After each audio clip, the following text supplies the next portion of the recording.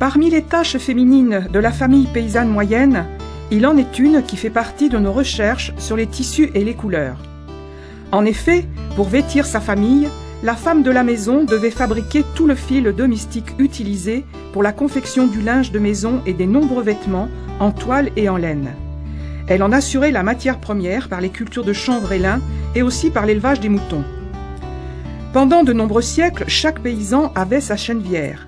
Et si le travail de labour et d'ensemencement du chanvre était effectué par le mari, c'est la femme qui en effectuait la récolte, enlevait les feuilles et les grains, et après en avoir coupé l'extrémité qui donnait de mauvaises filasses, en formait des bottes que l'on mettait à rouillir pendant 1 à 3 semaines, suivant que cette opération s'effectuait en eau stagnante ou en eau courante, et que le climat soit chaud ou froid. Les plantes retenues au fond de l'eau par des pierres subissent une fermentation qui facilite la séparation de l'écorce et de la tige. Ensuite, disposé sur le sol pour le séchage, le chanvre devenait léger comme de la paille. Puis on le mettait à séjourner quelque temps dans un four modérément chaud. Ensuite, les fibres étaient broyées dans les braies, c'est ce qu'on appelait le taillage ou mâchage. Ce travail consistait à éliminer la paille et la chèneviotte, et seuls les filaments utiles restaient aux mains des femmes.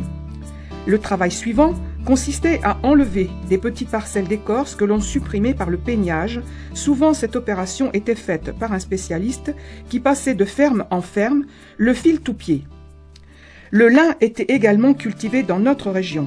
La culture et la préparation ressemblaient à celles du chanvre, à l'exception du ruissage. On étalait les tiges de lin sur le pré et seuls la rosée et la pluie suffisaient à le rouillir. L'ortie, de par sa vivacité, évitait la peine de la semer chaque année comme le lin ou le chanvre. Mais l'extraction des fibres et leur séparation des autres parties de la tige présentaient une sérieuse difficulté.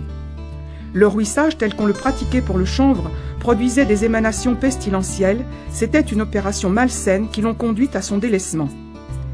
L'élevage des moutons fournissait la laine.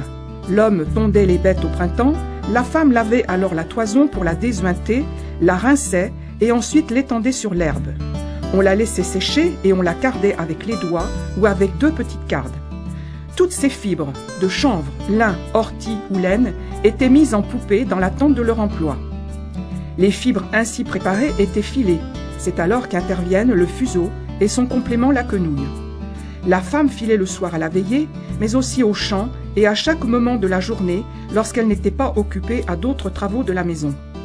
Une lithographie conservée à la bibliothèque de Poitiers et éditée vers 1852 montre une femme à califourchon sur son âne qui file tranquillement sa quenouille sans s'occuper du va-et-vient des passants qui ne semblent pas non plus s'en étonner.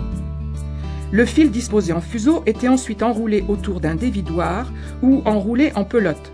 Ce travail terminé, les femmes tissaient elles-mêmes ou emmenaient les matières premières chez des tisserands. Dans une étude faite à Bois-Redon, on indique que les femmes refilaient le tissu usé. Mademoiselle Augustine Guérin m'a plusieurs fois confirmé que dans les campagnes, par souci d'économie, on détissait le tissu usé pour confectionner un nouveau tissu avec les fils ainsi récupérés et noués. Cela donnait le nouis ou refili, employé pour les jupons et vêtements de dessous.